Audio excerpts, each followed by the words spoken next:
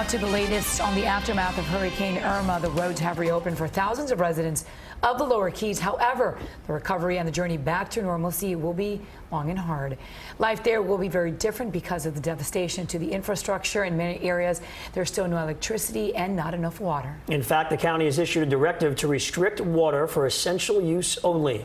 CBS 4's Carey back with us live from Key West this morning. Carey?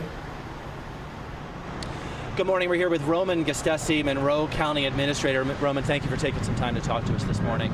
Let me ask you a couple things. First of all, getting workers back to work in the Keys. Obviously, that's going to be a challenge. Tell us what's going on with that. Well, they're probably driving down as we speak right now. Some of them already made it. Yes, we do need them to come down, no doubt. And we have to provide housing for them if their houses are destroyed. So there's going to be a challenge there, something that we'll work with. We'll work through it. And what kind of housing can you guys provide? What's happening on the state level, federal level, local level? Well, the hotels have been great. There's a lot of hotel rooms in the Keys, as you know. We're a tourist community right now. That's going to become the #1. Also, we're building some, not tent cities, but tent villages, if you will. And they're very comfortable. They're air conditioned, they have kitchens, they have everything you need. So we're going to build some of those also. You were mentioning before also that you've gotten some hotel rooms for county workers. Yes, right now we have 50 here in Key West, so we can get more if we need it. We'll see what happens when they come down. We have about a week for our county workers to come down, assess their properties, what they're at, and then we're going to want to start, get back to business next week.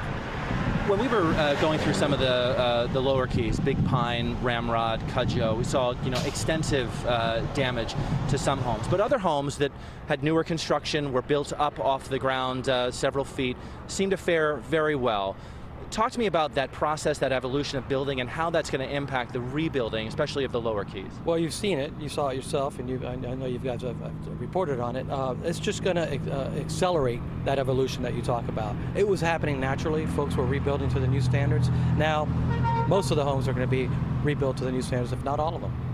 There's always a lot to learn from these storms. I know it's only been a week or so it may not be fully in the playbook yet, but what are some immediate takeaways that you have, Roman, for what you think could be done better or differently in the future? The best that we can do is improve our communication. Communication is very frustrating. We're so dependent on smartphones, on cell towers, and those kind of things.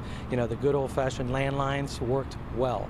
People took their faxes, put phones to the faxes, and those landlines. So having a landline, I will buy a landline from now on. We will have landlines on our offices because those worked well. So communication, being able maybe to put the cell towers up quicker. It took a few days to get them up. It was very frustrating, and we couldn't really get things going because of the lack of communication initially. And lastly, we have just about 30 seconds left, but how confident are you that the lower Keys are ready for the people to come back? Not everyone has power. There's still the boil water notice. Are you confident that this area can handle that influx of people? I am, or else we wouldn't have made the call. I think it's something that folks in the Keys are very resilient. They're very clever. We saw it with Hurricane Andrew in South Dade. Folks will figure out a way to live and rebuild, and I know that the Florida Keys will do that. Great. Roman, thank you so much again for taking the time. That's Roman Gastesi, Monroe County Administrator. A lot of work to be done, but obviously the first step in that is having residents and business owners return to their homes. Obviously things are not the same as they were when they left. Live in Key West, Carey, CBS 4 this morning.